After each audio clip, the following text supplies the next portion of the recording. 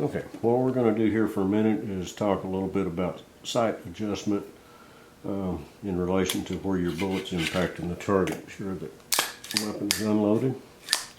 The adjustables are a lot easier to deal with than the fixed sights. We'll talk about that a little bit in a minute.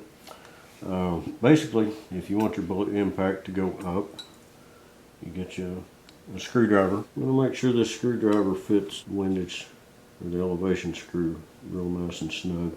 I like to use a screwdriver that's actually quite a bit skinnier than the screw itself. Raise your point of impact while you want to turn your elevation screw counterclockwise, which allows the rear sight to come up.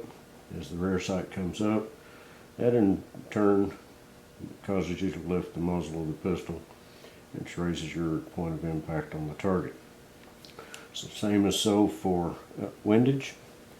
If you need to move your bullet impact to the right while you want to turn the windage screw counterclockwise, that moves the rear sight to the right, which in turn causes you to pull the muzzle of the pistol to the right.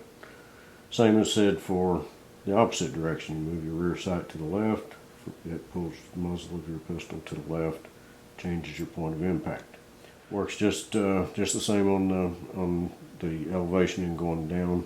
You push the rear sight down, pulls the muzzle of the pistol. Right now we're going to look at the fixed sights just a little bit. What we have here, we want to be sure and check and make sure everything is unloaded.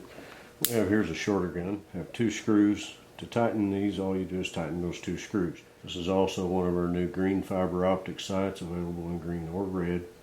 Several different heights of that, and by changing these sights out is how we do the elevation as far as bullet impact.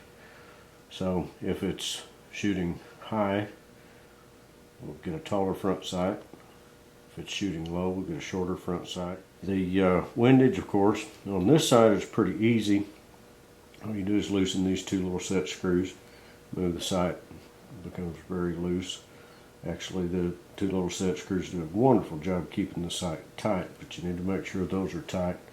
If you can't get all the windage out of that you want, then you can also move, we also move the front sight left or right. I prefer to have the front sight and the rear sight as close to the middle as possible, and you can make compensations with both.